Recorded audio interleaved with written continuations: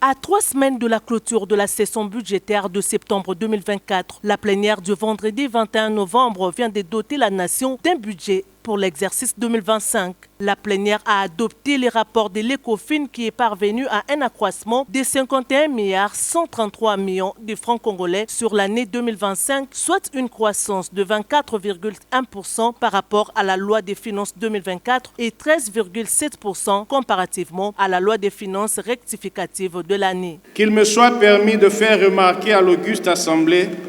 que cet exercice constitutionnel de l'autorité budgétaire que nous sommes a été réalisé dans un esprit patriotique,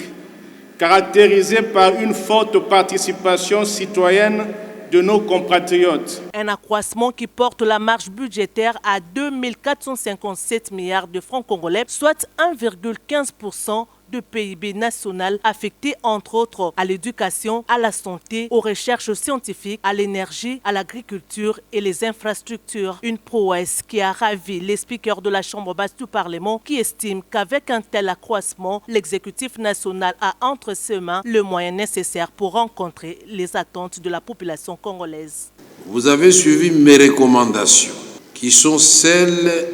de son Excellence, Monsieur le Président de la République, Félix-Antoine Tshisekedi Tshilombo, qui a fait du social et de la construction des infrastructures de base son combat, et ainsi donc dans la répartition de ces recettes additionnelles, je vous avais demandé de tenir compte de l'éducation, de la santé et de l'amélioration des conditions des fonctionnaires. Notons que l'ECOFIN avait, sur instruction du président de l'Assemblée nationale, le professeur Vital Kamerhe, associé les syndicats de plusieurs secteurs du pays à ces travaux de l'examen approfondi du projet de loi des finances 2025 pour l'affectation des fonds publics destinés à leur secteur. Au cours de la même plénière, les députés nationaux ont également procédé à la prorogation de l'état de siège porté par le ministre du Tourisme. À ce sujet, le président de l'Assemblée nationale a informé à la représentation nationale de la mission de la première ministre